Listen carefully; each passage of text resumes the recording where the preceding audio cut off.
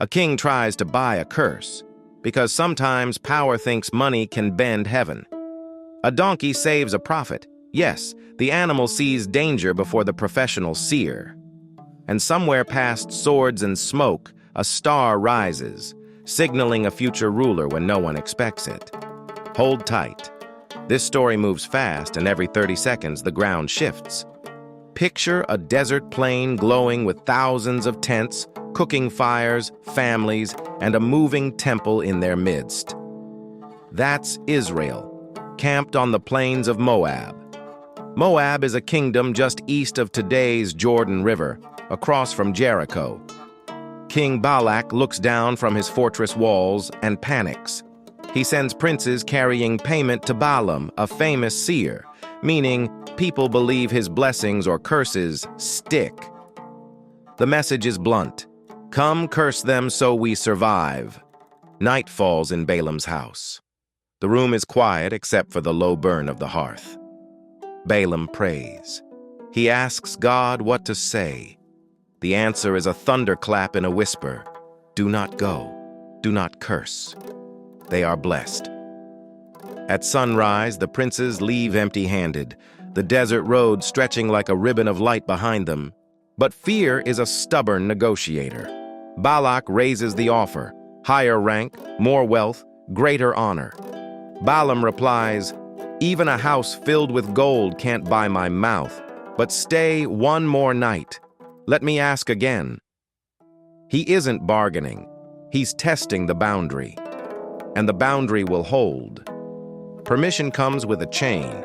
Go, but say only what I give you. Balaam saddles his donkey at dawn. The road out of Mesopotamia, think northern Syria/Iraq region, is hot, bright, and buzzing with unseen tension. His motives are mixed. Duty, opportunity, maybe pride. And mixed motives often meet sharp lessons. Then the invisible collides with the visible. An angel, God's messenger, steps into the path with a drawn sword. Balaam doesn't see it. His donkey does. She swerves off the road. He yanks the reins, angry. Lesson 1. Sometimes the humble notice danger while the expert stares straight ahead. They enter a vineyard lane walled in stone. The donkey presses against the wall. Balaam's foot is crushed. He shouts and strikes her. The path narrows again, no room to pass. The donkey drops to the ground, refusing to go. Staff raised, Balaam explodes. You're making me look like a fool. When pride is bleeding, it always looks for someone to beat. And then the donkey speaks. What have I done? Haven't I carried you faithfully all these years? Balaam argues back, because anger argues with anything. Then God opens Balaam's eyes, the angel blazing, the sword bright. Your path is reckless, the messenger says. This animal saved your life. Balaam slides from the saddle and bows. I have sinned. The angel allows the journey to continue, but locks the message. Only what God says. Tattoo that line on the story. It will rule every scene from here, because in this world, speech can be chained by truth. They reach Bamoth-Baal, that means the high places of Baal, a ridgetop shrine with a sweeping view. 7 altars blaze, 7 bulls and 7 rams are offered. 7 is the number of completeness, a way to say, we're doing everything. Balaam turns to the wind and speaks the first oracle. That's a poetic message believed to come from God. How can I curse whom God has not cursed? Balak's jaw tightens. I paid for a curse, not poetry. Balaam answers quietly. I can't outtalk God. The king waves his hand. Another place, another angle. Because when control fails, we keep rearranging the furniture. They climb Pisgah. Think a high ridge in modern Jordan with a view over the valley. 7 altars again. Smoke, silence, waiting. The second oracle falls like a hammer wrapped in velvet.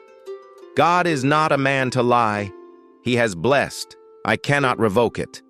Blessing, once spoken by God, is not a coin to be returned. Then a shiver runs the camp. The shout of a king is among them. It might mean God's kingship is present now, or a future royal line is waking. Either way, it means no spell, no enchantment, no ritual can hijack their destiny. Balak hears it and feels the ground slide. "Fine," Balak snaps. "Don't bless, don't curse, just say nothing." Instead, he drags Balaam to Peor, another mountain shrine looking over the Jeshimon, a barren wilderness. 7 altars once more. The drumbeat is relentless.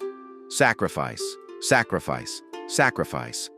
But sacrifice can't force sovereignty to change its mind. Balaam looks down. The Spirit of God, that's God's active presence, falls on him. He sees tents like gardens in a dry land, cedars by water, aloes planted by the Lord, imagery for fruitfulness, stability, long life. "How lovely your tents, O Jacob," he cries. Where fear predicted famine, the oracle paints overflow. Balak explodes, hands clapped in fury. "Go home! Honor was yours. Your God took it away." Balaam doesn't flinch. "Before I go, hear one last vision, what this people will do in the future." The story edges from today's politics into prophetic history, the long view where empires are gusts of wind. Balaam's eyes fix beyond the horizon. "I see him, but not now. I behold him, but not near." A star rises from Jacob, a scepter from Israel. Star and scepter are royal symbols, a future ruler whose authority breaks oppression. Moab's threats will buckle. Noise will become silence. The camera widens on the ancient map. Amalek, once first among hostile nations, declines to nothing. The Canaanites, safe in mountain rock, will still go captive when Assyria expands. From the sea, ships of Kittim, think the broader Greek isles, shake empires, then they sink in turn. No throne can outlast the author. The scene dissolves. Balaam walks away with empty pockets but clean words. Balak returns with full coffers but empty hands. The curse failed. The blessing stands. Because truth outruns bribery and purpose outlives panic. Sometimes the biggest miracle is a mouth that won't say what pays. So when pressure hisses, say what sells, not what's true.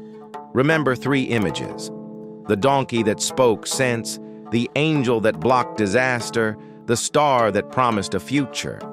Choose the sentence you can keep forever. Only speak what is true, because the story that wins, the one that changes history, is the one no one can buy.